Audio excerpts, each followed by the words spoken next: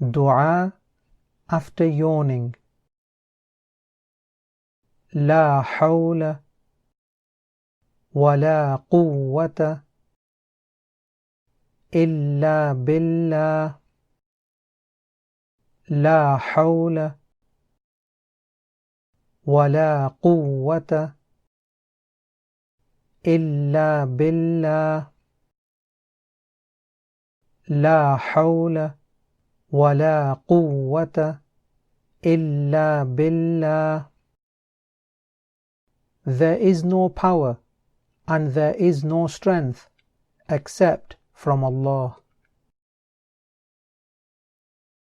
Rasulullah sallallahu alayhi wasallam said, yawning is from Satan, so if one of you yawns, then let him hold it back as much as he can.